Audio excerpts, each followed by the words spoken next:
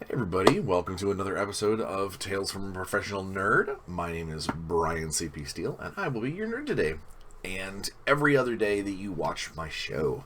So, if you've ever followed any of my videos or watched any of my videos, you know that I like to do a this week in the life of Bryan, and this week has been tame. That is the best thing I can say. Not a lot going on. A lot of just sort of, getting my ducks in a row. Cohn is right around the corner. At the end of March, so just a month away. So I've got all my character packets put together. All of my inter-character relationship sheets drawn out, and I've started to put together the encounter lists and things for those sessions. Let's see, what else? Doing a fair bit of painting. Trying to wrap up on some commission work. Finished up some a few more Kingdom Death models for a client who was over the moon about the end result, which is awesome. I got to use some of the color shift turbo dork paints on the feathers of a big scary phoenix to give them kind of a purple blue oily sheen. Used some of Stuart Simple's Blackest Black 3 and lit pigment to do some special effects on a couple of the more kind of ghostly, scary stuff that's got things that need to stand out or look super dark. It turned out really well. Still have some stuff to get done before one of my clients can take an army to Adepticon. And waiting on a very cool model from a client. I actually need to reach out to him because I thought he said that he had I thought he said he had mailed it already, but not 100% sure because it hasn't gotten here yet.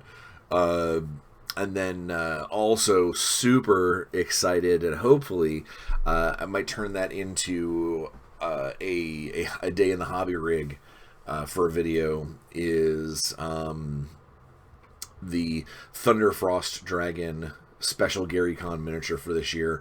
I always paint one of the Cohn minis up for their special auction.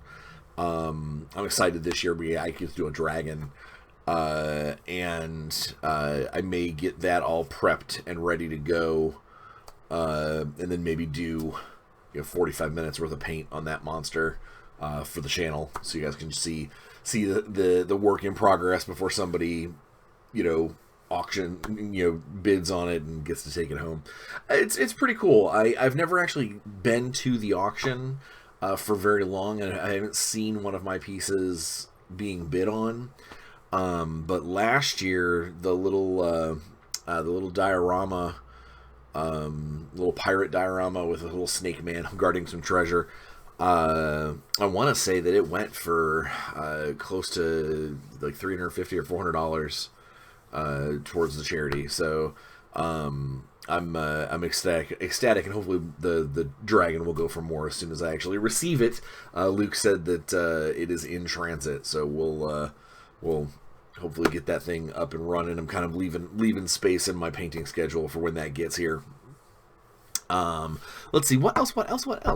I ran my family D&D game this last weekend. It was a very short session because we had to bubble the schedule around with the kids having to go to school on Monday, and my son's godfather David couldn't get there until late, so it wasn't an ideal session, but we had a good time.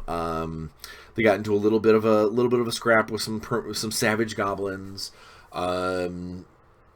Learned the difficulty sometimes when your dice betray you and just refuse to roll higher than an 8.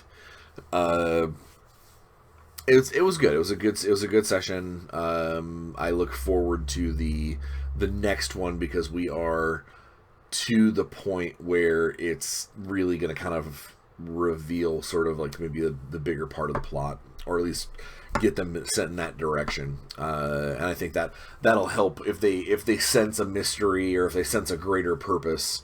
That maybe that'll help keep them, in line, and let's get this quest done or whatever.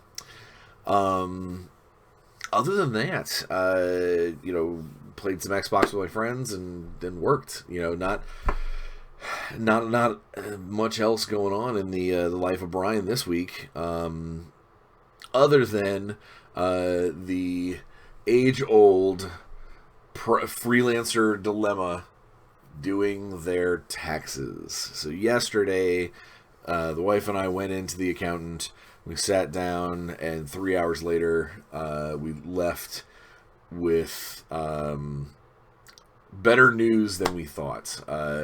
So, as a freelancer, as someone who doesn't have a steady paycheck from an employment source where they take out taxes and file what they paid on taxes on you and that sort of thing. As a contractor, everything I pay or everything I get paid is tax free.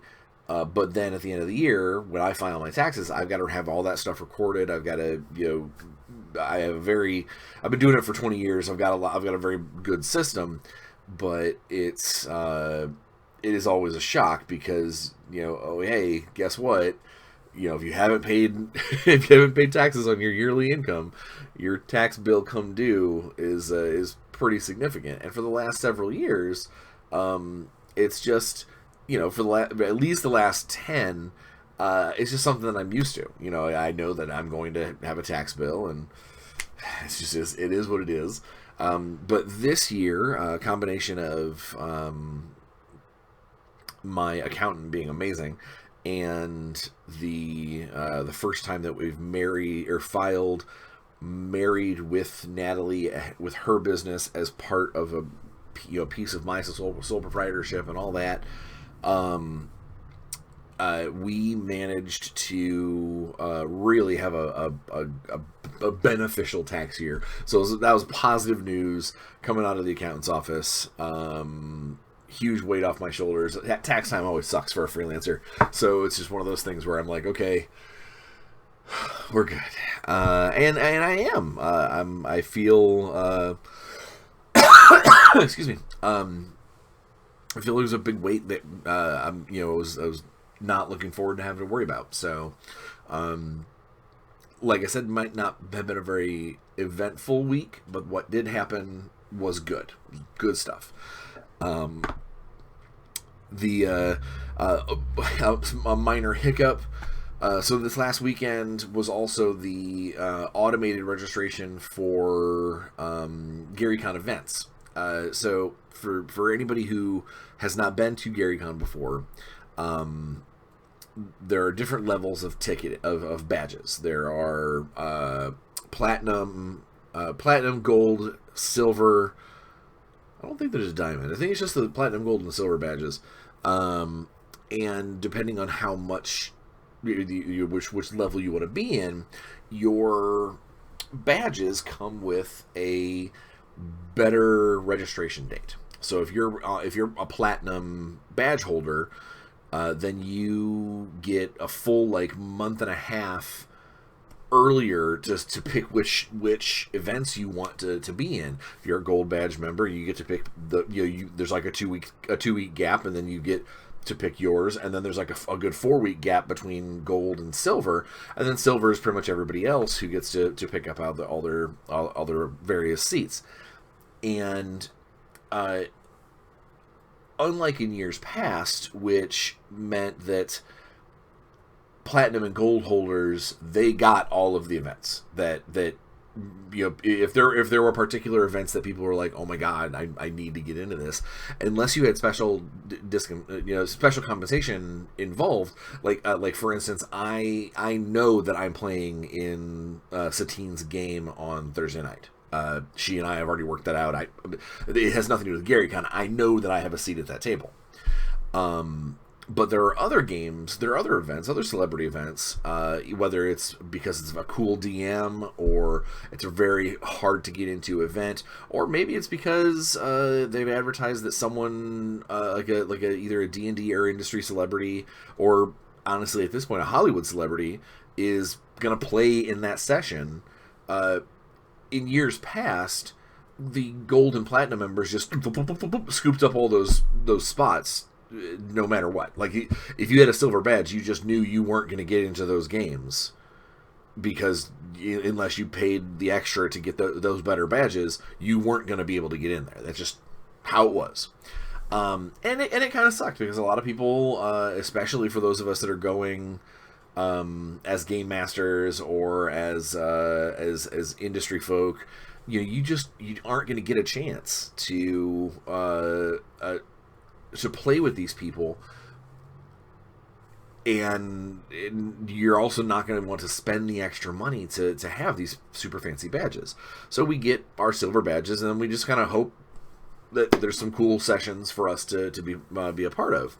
And this year, Luke and Carolyn, they put together something new, and Skip as well, and it's awesome. I have to say, it was a little confusing at first. I didn't quite get it, but it's fantastic. The way it works now is for every event, there is a set number of percentage chairs.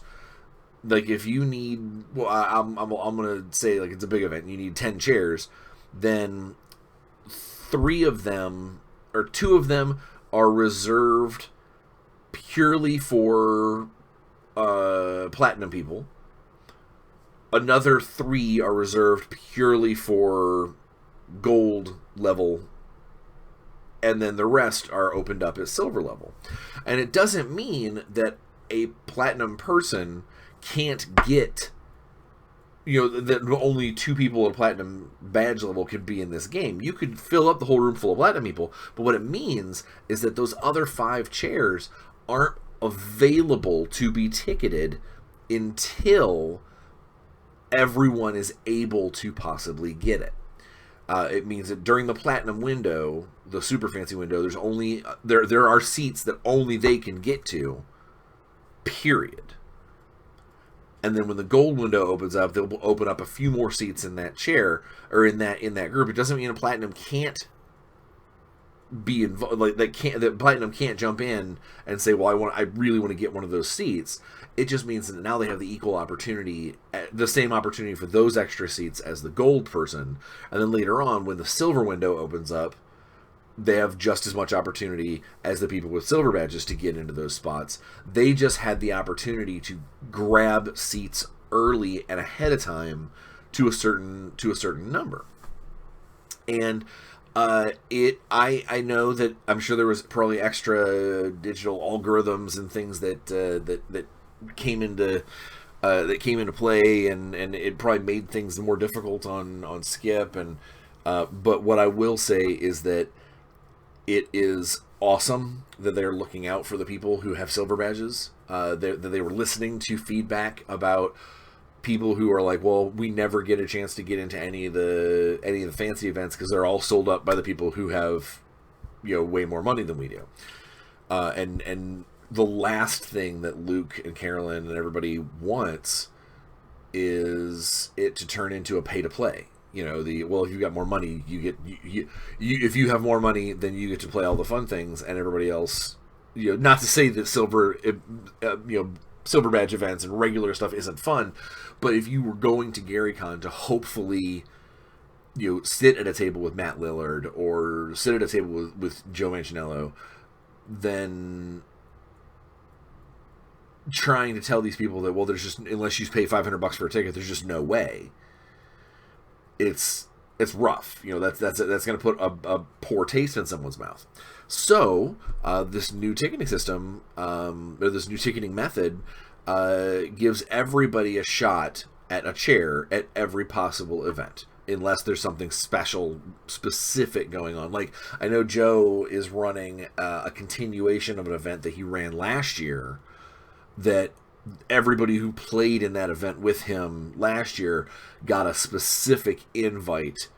It wasn't a ticketing situation. It was I want you guys to come back and play in this game again with me. We're continuing the story where it left off.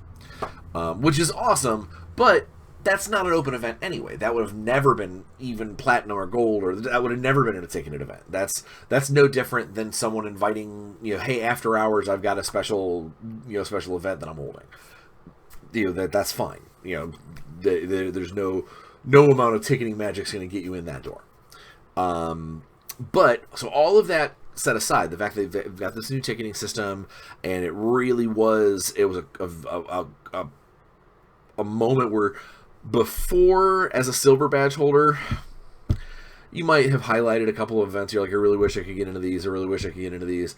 But most of the events you wanted to get into are going to be like just main gaming events. Nothing super crazy special celebrity events or anything like that. You might try real hard, but the chances were that they were going to be filled up. Well, with the new ticketing system, it meant that this Saturday, when that bell rang, so to speak, and the ticketing went live, everybody had a chance to get into their various cool events. The issue was that the ticketing system, the actual software, something was wrong. Something went wrong. They weren't expecting some type of plan, or I don't know the specifics. I am not a technical computer guy. Whatever the case may be, it crashed, and it crashed hard. It went down. It was kicking people out, logging people out. It wasn't letting people even click on their events. It was forcing people to re-verify their identity, even though they may have been logged in for hours. It was rough. But after about an hour, they shut it down, and Carolyn got on Facebook and basically told everybody, "Hey, we know the system's messed up. We're going to give it a reboot. We're going to fix what's going on." The president of the company says he knows what's up. He's getting it taken care of. We're going to restart this process here in 45 minutes or whatever. And so we waited, and then the bell rang again, figuratively, and people started slamming on, grabbing their events. I know I got into a couple of events that I was really looking forward to. That my tickets were verified, put into my system and everything. But then, after about 20 minutes or so of this, the system crashed again. Apparently this time for a totally different reason, but whatever the case may be, a lot of Gary Con goers were hot. They were mad because they're not going to be able to get into the systems that they want. They're not going to get into the games they want. They had a cart full of badges that they didn't hit process on, and basically just there was just a lot of anger and a lot of bad blood, and it is what it is. This is what we deal with when we deal with the technical situation. Technology will do what technology will do. And so Luke and Carolyn have to reschedule, hopefully, for this upcoming weekend, for the reticketing event. Now, luckily for me, of the 4 events that I really kind of wanted to be in, 2 of them I did get my badges. They're already in my set. I'm already logged in. If you go onto the GaryCon website, it shows that I'm there as a player, which is cool because they get to play in Alex Kammer. He is a former writer, and now he runs Gamehole Con, which is a convention I really want to get up to hopefully next year. But he runs some pretty cool events, and I got into one of his Sea King events where we as a group, we get to play. It's the Aquaman in me. We get to play Sea Elf, like Sea Elf Knights or Triton Triton warriors that are in service of this Sea King, and it's going to be awesome. I'm super excited. I've never played under Alex before, but I've heard he runs a really good game. And then on top of that, I got into one of the special card draft Magic the Gathering tournaments. I don't expect to do very well, but I know there's a lot of fun cards and a lot of goofy stuff that goes on during those. It's not a straight tournament, and there's a bunch of cool prizes and things. So it's been a long time since I played Magic even remotely competitively. So we'll see if I get in there and just, get murdered, or if everybody's having fun and we just have a good time. And then I also got put on the waiting list. Basically, I think I'm like fourth down if people can't make it or whatever, in one of Stefan Pokornoy, one of his special living D&D events, which is very, very cinematic, very fun. He gets all dressed up. He encourages others to wear costumes if they can. It sounds like a whole lot of fun. That's why I wanted to try and get in on it. But I'm in the waiting list on that one. And then the last thing, the thing that I had started. So remember how I had mentioned that how gold seats and platinum seats they are already set aside. That there was going to be a set number of seats that are specifically for silver badges. Well, it looked like in one event, a Call of Cthulhu event, which I love playing Call of Cthulhu with a good game master. In one of the Call of Cthulhu events, also run by Alex Kammer, they had one silver badge seat available left. And I was in the middle of processing that silver badge seat when everything crashed. So I don't think I've got it already locked down. I'm probably when the system gets booted back up, I want to like sit right there and get ready to start hammering on that button. But if I get that spot, it is a spot in a celebrity game with a couple of people that I have never played with directly, and I have wanted to ever since I found out that they like to roleplay. So I'm hopefully I have one mission when ticketing comes back up. And that one mission is to have my system primed and ready to hopefully grab that silver ticket, or that silver seat. But one thing I did learn while I was there, and then we'll start getting into and I'm going on my week in thing has turned into a let's talk about GaryCon. I did look after the ticketing because I got curious at how many people may have managed to get seats in my events, and 2 out of my 3 Spelljammer events, my Spelljammer 5e events are completely sold out now. All the chairs are taken. One of them, half the chairs are taken, meaning there's just like some silvers left. And then my Ravenloft, I think, has like 1 chair left. So like it's nice to know that hopefully people are gonna be jumping in my events and have nice things to say in the future. That's what I'm hoping. Hoping we have good stuff. Let's see what else. So now I'm just basically waiting to find out when we're gonna redo the registration, and then it's all pistons, all engines go toward GaryCon at the end of March.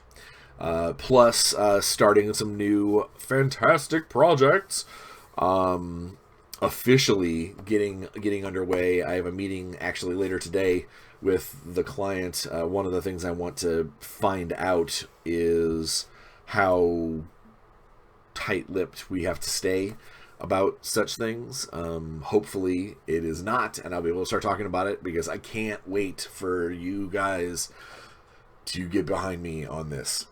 I know a lot of you are fans from my time at Dark Age, and this is gonna speak to you. I can't talk about it. I want to so bad. either way, I'm super excited, and as time moves forward on the project and getting closer to when we're going to have stuff to talk about, you know I'm going to be showing off stuff. You know it. That's just how it's going to be. That's how it is. All right, so let's get to the next thing is the T-shirt of the week from our sponsors at Armor Class 10. Armor Class 10, first off, are amazing. They do all kinds of great gamer and pop culture related, mostly gamer related apparel. I'm actually going to probably try and put together some T-shirt ideas for them. And it's possible if I can talk them into it, they may very well do a Tales from a Professional Nerd T-shirt. It'd be nice. It'd be kind of cool to have for me to be able to wear occasionally, or to have fans be like, "Look, I'm into fapping as well." I don't know why my fans would suddenly have an octave higher voice, but whatever. So the T-shirt for the week that also matches to this week's theme, kinda this week's topic, which I'm gonna take one brief moment. Last week, I asked people to put in the comments section what they want this week to be, and I did not get the comments, but I did get like 5 emails and 3 Facebook direct messages. People, if you're on the YouTube, put it in the comments. I need the comments. I need them. I need YouTube to know that I exist. All right, so today's topic is that DMing should be fun. Running a game should be fun, not a chore, not a job. It's not to say that you shouldn't possibly get paid if you are someone who is in a situation to get paid. But we'll talk about that here in a minute. But let's show you the T-shirt that inspired this a little bit. Is the label of World's Okayest DM. This shirt makes me laugh because I do consider myself a good dungeon master, game master. I consider myself pretty skilled at running a game, at telling a story, at getting my players hooked, and hopefully surprising them with twists and things that make sense, not just, oh yes, the mermaid really was a man. Like nothing super weird, just stuff that people may not have realized, and then once they do realize, they go, oh man, that's cool. I like to consider myself a pretty decent DM, but in the recent couple of years, we in the industry have had a rash of, well, you're not a good DM if you don't do X. Do you have sound effects? Do you do voices? Do you have props? Do you there's all this extra stuff that a lot of high-end game masters, especially those like on Twitch or that might have their own ongoing television shows, things like that they've got production staffs. They've got the ability to do these things on a regular basis. You as a DM that does this as something fun to do when you're done with your regular day might find it a little harder to make that stuff happen all the time.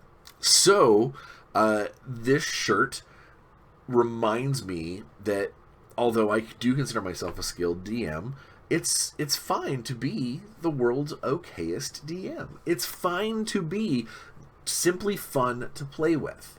You don't have to spend thousands of dollars on theatrical equipment or practice your voices and faces and like dramatic moments in the mirror. You don't have to do these things. You can. It'd be cool. I'm sure your players would agree that that stuff's gonna that's gonna resonate. But what's important is the story that's being told. The players are having a good time with their part of the story that's being told, and that the game progresses at the pace that you desire it to grow at. To continue forward. And that's where this topic comes up. Is that, DMing, game mastering, storytelling, whatever your nomenclature is for running a game, should be fun for you. As someone who, quite a bit we hear on forums and in the convention circuit and whatnot, we'll hear from somebody that's like, well, no one else in my group will ever run a game, so I'm always the dungeon master. Or you get somebody who is just enough of a control freak that they're always the dungeon master because they need to be the guy behind the screen. And if that's the case, they're doing that stuff on purpose. They're choosing to fill that role. And when I know from experience that a game that goes on for X number of months, years, weeks, whatever, you might have a lot of sessions. You might have back to back sessions. There's a game locally here in town that runs every week. That's run by a buddy of mine that's got a couple of friends in it. I'm not in that one because I don't have that kind of time. But I know in the back of my head that would burn me out so fast, running every single Thursday night like clockwork. It would make me crazy. Also, I don't know how you can have that much content, unless you only play for like 2 hours and, basically every 4 weeks is actually one big epic session. Whatever you do, that would drain me. One of the games that I do get to be a player in, the game master has said quite openly that when he's done running a game, he's exhausted. I don't get that. I don't understand being, there might be a little extra prep time and, lugging books around and having to deal with unruly players and stuff. But generally speaking, it should still be fun. It should still be a good time for you as well. You are not, as a game master or as a dungeon master, you are not the servant of the players. And they are also not the servant of you. You guys are supposed to be all on one big gaming team. You're having a good time telling a story and enjoying yourself. And if it ends up being that, like, when, let's say you got a game scheduled on Saturday and it gets like Thursday and you're like, oh God, I really don't want to run on Saturday. It's just, I've got all this to do. And, if you're trying to talk yourself out of running, or talk yourself into basically going, okay, I need to do this, I need to run, then take a breath.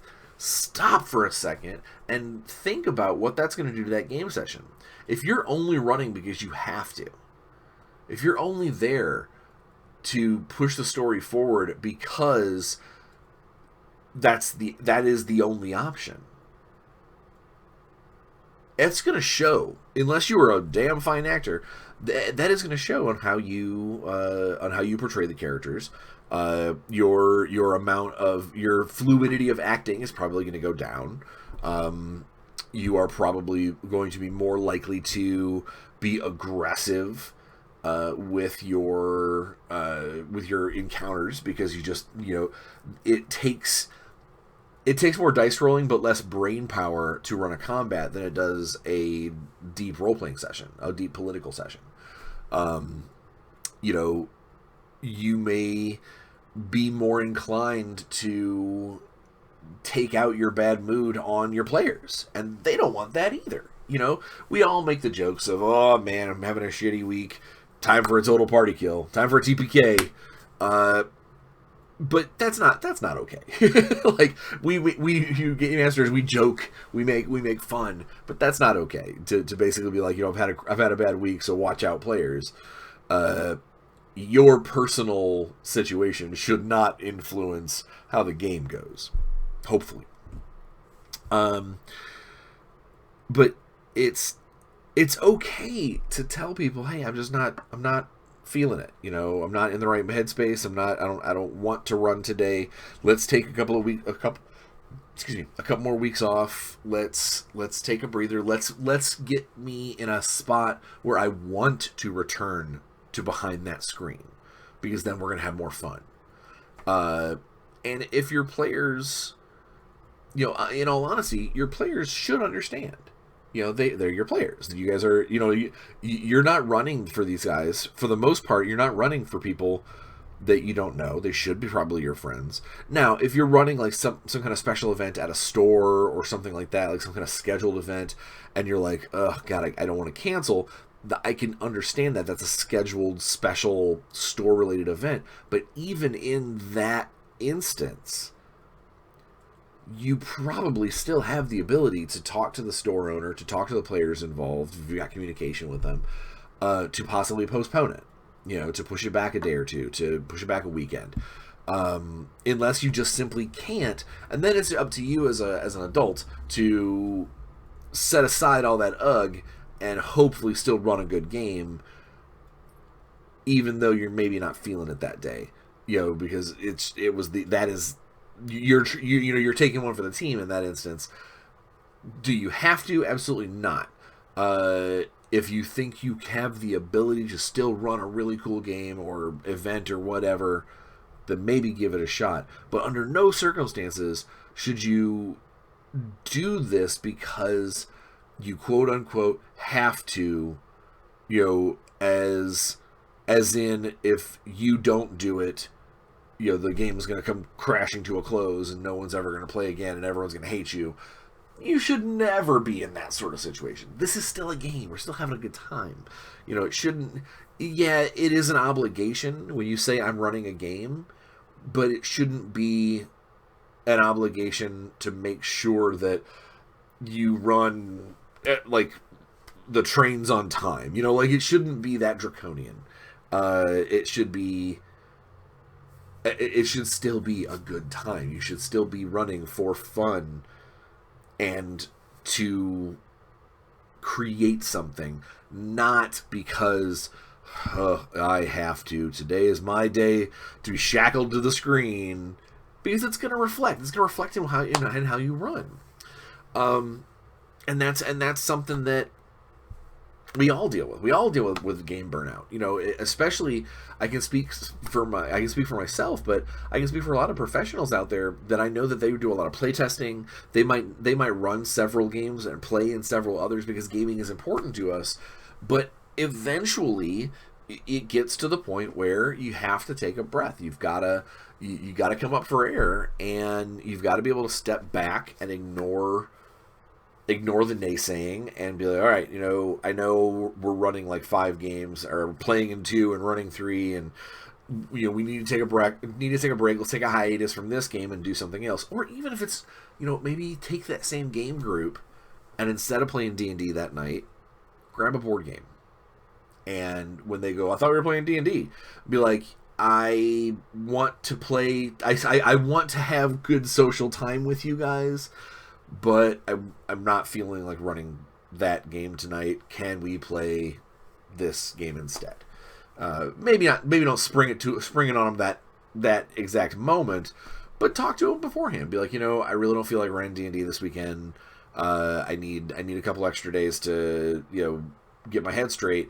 Can we play Blood Rage or whatever? I think that this falls back to one of my very, very earliest episodes where I talked about how a gaming group, there needs to be more emphasis on group. There needs to be a kind of agreement between all the players and the DM and the people involved that this is for entertainment, this is for fun, this is for getting away from the stresses of real life, and not some sort of imposed obligation that if you can't make it, you're the devil. Because if that's the case, your games are never going to get off the ground. You're never going to get past the first couple of sessions, and they're going to go, and they're going to dwindle, because it's going to show that you're doing this out of obligation, and it's not because you're having a good time. So, what that means is it's okay to not put 150% of yourself in every single session. Don't completely, just walk in and slide and be like, all right, what are you guys doing? All right, you can buy stuff out of the player's handbook. Market's there. Try to be a game master and try to do some things, but you don't have to have a voice and a background prepared for every single person that they come across. You don't have to have a scripted world book waiting to be published 6 months after the game comes out. You don't have to expect your players to follow every single little thing that you've put out for them, because they're not going to. That's just not how real life gaming works. Sometimes they follow your suggestions, sometimes they ignore them out of spite. Sometimes they take the giant neon carrot and run with it and find this really cool subplot you've created, or sometimes they follow something that you never intended to be important and you create a subplot for them. There's all this different stuff that can happen, and I hesitate to say that the Hollywoodification, celebrification, I don't know, of some D&D groups have really made a lot of players look at their dungeon masters with derision. He's not doing what this guy does. He's not, he doesn't care about this game enough to have hand-drawn maps ready to go, or the letter from the king, he should actually have it calligraphied out to hand out to us. Would it be cool if they did? Sure, that's no one's saying this game was awesome and then he started handing out handmade props. No, no one's gonna be like, that sucks. But they shouldn't say it sucks that you don't have it. It should always just be a cool benefit if you do. That's the thing is, if your characters have particular voices, like specific accents or things, it should always be considered a cool boon if a player or a DM is able to do them. I gotta take a drink. That if it's, it should be one of those things where I should be excited and happy that my game has this extra stuff, this fluffy stuff beyond just the role-playing at the moment. Not every game has maps and miniatures. Not every game uses minis, like actual minis. Sometimes they use standees. Sometimes they use a dry erase map and the bad guys are red X's. Depending on the level of coolness that they add to it, you should be ecstatic that happens. But you should not look down on the DMs, the game masters, that don't do that. You shouldn't look down at a player because they can't do a Scottish accent, even though they say their character is Scottish. You should give the guy a pat on the back, the guy who does the accent, and holds it up to it the whole time. Give him a good job. That's awesome. Or the woman who shows up to game in full cosplay. Fantastic. That's cool. It's a little extra immersion that you brought to the table. Instead of looking at the other three and being like, where's your costumes? Don't take it as a negative. Take it as a, this person is doing something extra to bring something cool to the table. And as a DM, you should do the same thing. Is if you're feeling it, if you have the ability, if you have, even on just that day, bring something extra. If you've got some spare time and you want the king to slide a hand-scrawled note to you under the prison door, then take a few minutes out of your day and hand-scroll a note. You don't have to, by any stretch of the imagination, and the scene will still be just as cool if you're like, you guys are in jail and this guy in a cloak runs up to your cell and slides a piece of parchment under the door and then retreats to the darkness. That's still going to have that same kind of cool impact, but it might have a little more of an impact if you say that same scene, but at the same time, you as a DM, you slide a piece of folded up paper or parchment if you've got like tea stain paper or whatever, to one of the players that he can then pass around to the rest of the thing. One of the things that I did is ages ago. One of the things that I did for one of my games is I knew that only like a third of the group could speak a particular language, and they received a warning letter in that language. So what I did is I created a piece of paper, I created a letter that had a bunch of just crazy runic writing on it, just gobbledygook. I didn't look up anything special. It was just gobbledygook. But then down at the bottom, in parentheses, I had an out of character note that said, if you know Goblin, ask to see the translation. And then, so like the two players that were there that had that, they looked at the note, saw the thing, and said, "Oh, okay." And then I gave them the translation. So, but everybody else just got to look at this note, and although there were still clues on it, I still made sure there's like bloody thumbprints in the corners, and like the last couple of the last couple of letters were straggled down, so it looked like whoever was writing it passed out or whatever. There's that sort of stuff is still there. They can still learn some cool things about the note. They just don't know what it says unless they actually speak Goblin or talk to someone who translated it. That's something that I had time to do. That entire scene could easily have been done if it was a day or a week that I was just way too swamped and I didn't want to make props and I was like, ugh, I can't do it. Then I should not have, no one should look at me and be like, God, where's your hand-drawn map? Or where's your handwritten letter? You're lazy. Or the next time that a similar scene comes around and I don't have that letter and they go, oh man, no letter? They might joke about it, but it could be construed as, man, maybe next time if I'm gonna do it, I should maybe keep up with it. Or I can be honest with my players and go, hey, this week I was really busy, I just didn't get a chance to do that.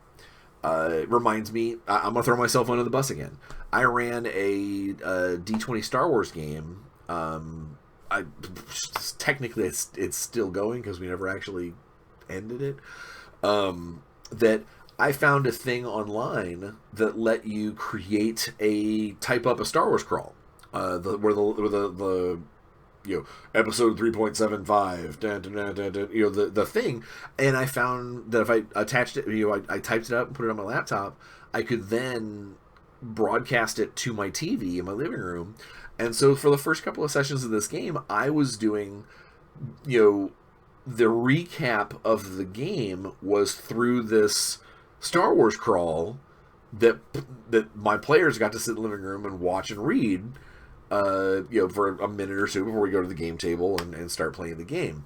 And it was awesome. I thought it was cool. I mean, it was a little nerdy, but it was fun. It was cool. It was also a really good way of inserting narrative information in a pulpy sort of way to the game without just force feeding them, because in a Star Wars game, in a Star Wars mentality, this sort of pulp intro feed is something done in the beginning of every saga movie. The Clone Wars cartoons has the beginning, a newscaster type person. There's always that sort of thing, and I think that that's pretty cool. And so I did that for a couple of sessions, but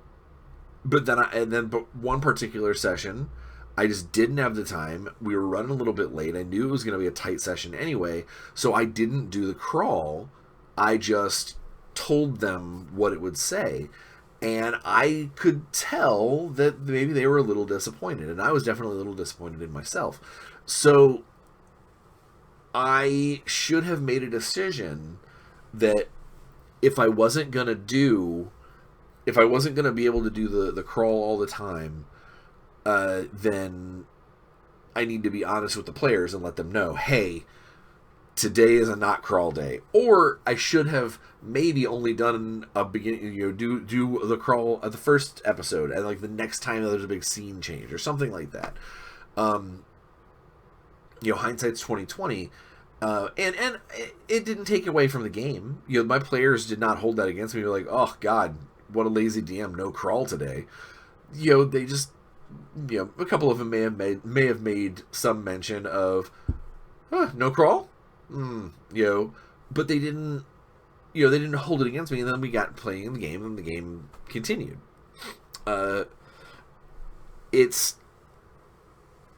really do think that the big thing is, as a DM, when you go to run your game, no matter how many extras, bells and whistles and things you want to put in there, whether it's consistent or whether you have a good day and a bad day or otherwise, is just be honest and open with your players.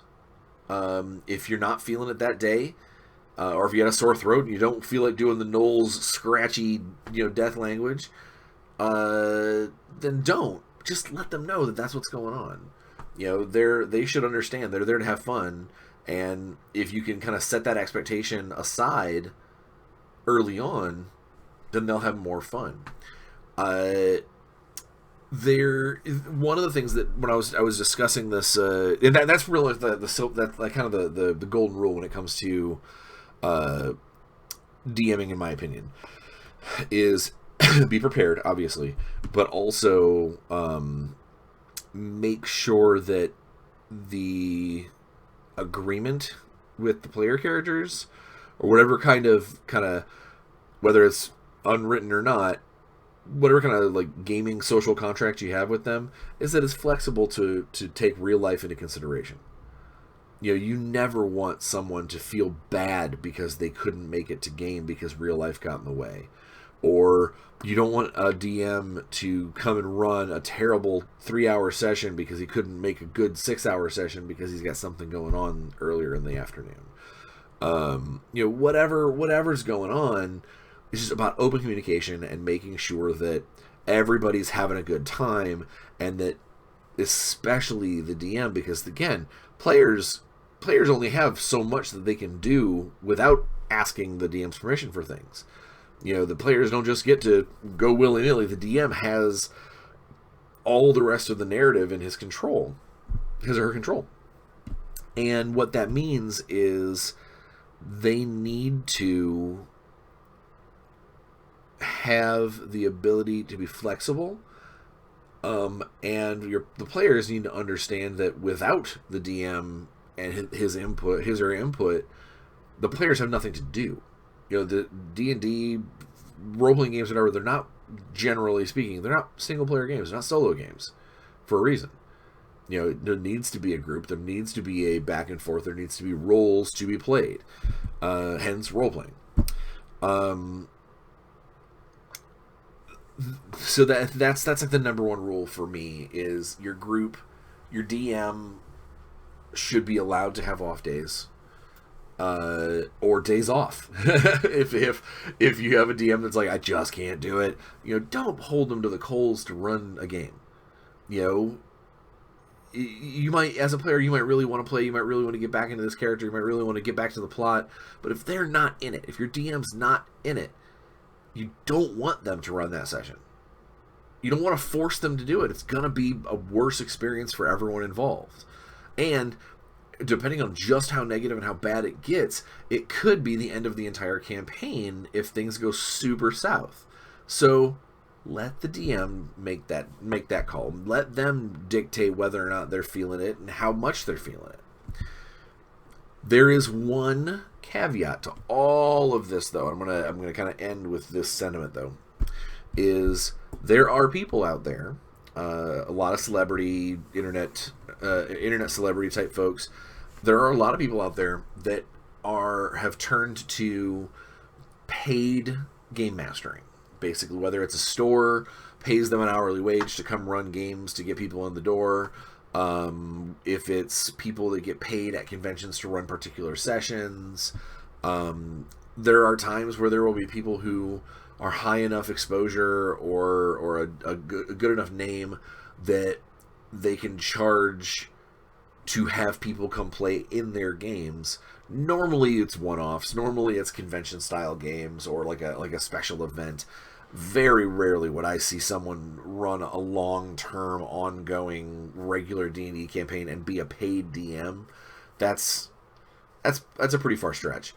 Um, but these professional, these legitimately professional game masters, um, I think that they have a little more of a must do, or a little more responsibility to, they have to take a little more responsibility to their players, um, that they have to follow through, that they have to make sure, whether or not they've had a bad day or otherwise, they might have to show up for work, because that's basically what it is. They're contracting themselves out as a skilled game master, and that they're performing that job, and their client base are these players, or the store in which that they're supposed to come run in.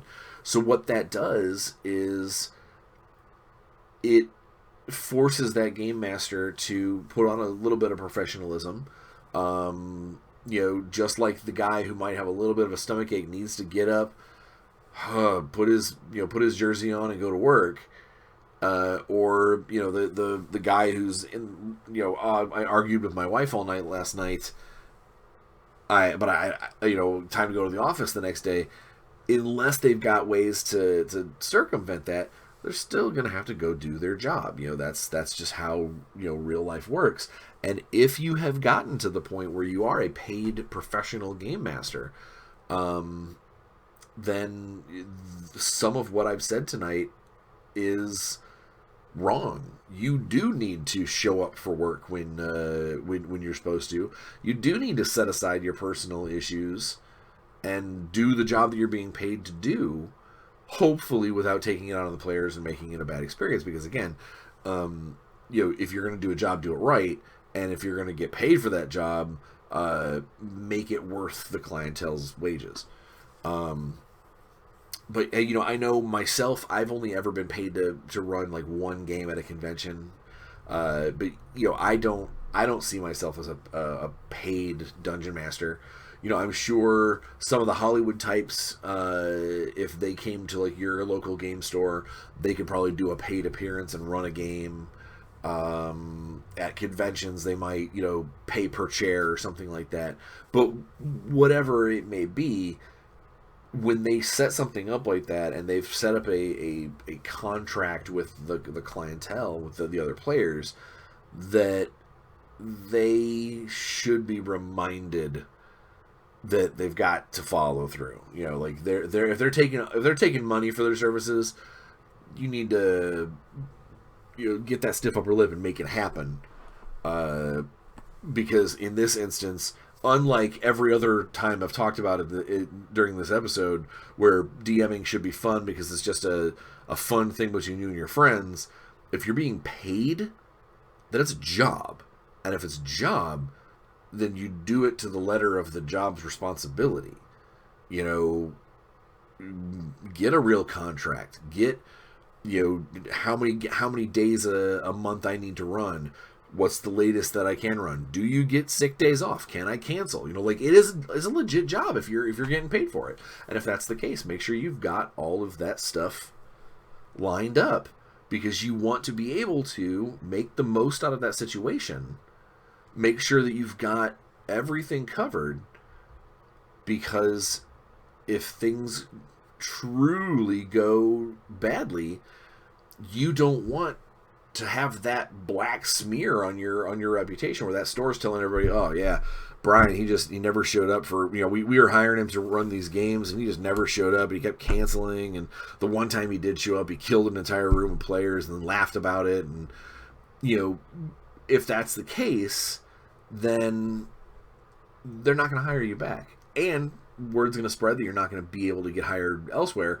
And then you're back to the whole of, well, I guess I'm not a professional DM because no one will hire me, so I've got to go back and play by regular everyday person rules and start playing for fun again. And I think that's where most of us are at. Most of us are at we're either playing or running games for fun. And yeah, sure, we'd all love to be able to get paid to have fun. But I do think that as soon as you add in a wage to game mastering, there's an automatic amount of responsibility that's placed in there to keep that sort of stuff up, to keep the goal of that product or that game that you're running worth the money that you're being paid. But yeah, if you take anything away from this whole thing, is if you can get good enough to run a game for money, dude, that would be awesome. I would love to be able to run games for money on the regs. That would be great. It's just not very many clientele out there are willing to pay for a DM because, well, to be frank, a lot of people out that'll DM for free and do a great job. Just if they are doing a great job and they are DMing for free and your group is going well, don't expect them all to be Hollywood level games.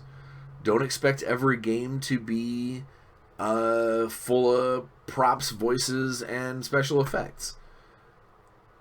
What you do have a right to do is expect hopefully every game to be fun and part of the story that you're playing and pushing things forward, that you have as much input as the game master does, even if it is kind of pushed through their filter. And at the end of the day, that you guys walk away from the table smiling and having a good time and talking about the cool stuff that happened. Because that's really what we do this for. And hopefully that is my little nugget of wisdom that I can give you today. Is go out there, either run a game, play a game, be a player, whatever. Hell, be a spectator if you're down with it. And above all other things, just be sure to get out there, have a better reason for getting away from all the stress and all the heavy stuff. Play some games and have some fun. That's what it's all about. We'll see you next week.